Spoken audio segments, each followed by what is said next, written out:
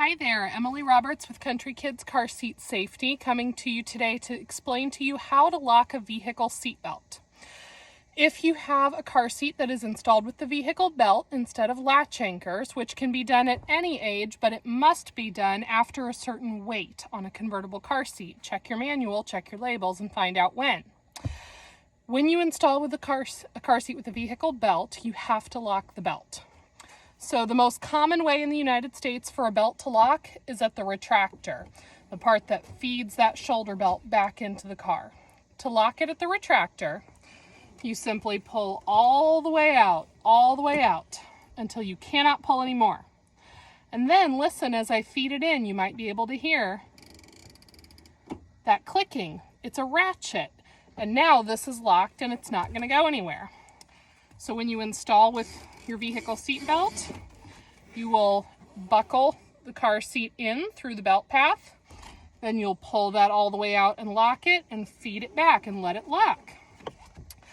Now, a second way some of the cars in the United States have to lock their belts is with a locking latch plate. The latch plate is this piece down here that buckles in to the seatbelt buckle. So this is actually a locking latch plate on a Dodge. And instead of locking here at the shoulder, it does not lock at the shoulder, but it does lock here. When we lock the belt, we're not so concerned about locking the shoulder portion. It's the lap portion that holds your car seat is what we're locking. So I'm going to pull out some slack here and show you. I have a hold of the lap belt. It's buckled in. It's got this locking latch plate, and if I pull straight up, really putting muscle into it, it's not going anywhere.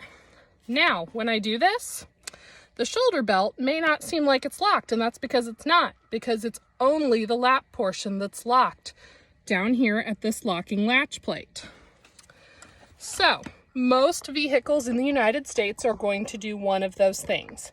They're going to lock at the retractor, or they're going to lock at the latch plate where it buckles. If your vehicle does not, if you have an older vehicle or you're in a vehicle outside of the United States, you may need to use a piece called a locking clip that will help lock the lap portion of that belt to install a car seat.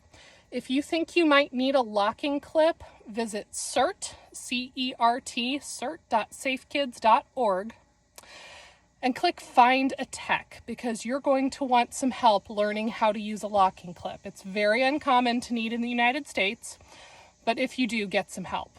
The last way we have to lock that vehicle seatbelt is a lockoff that is built into the car seat. Some of those are things like a Britax Click Tight or a Graco Snug Lock, and those are lockoffs that lock the belt using the car seat itself as the locking mechanism.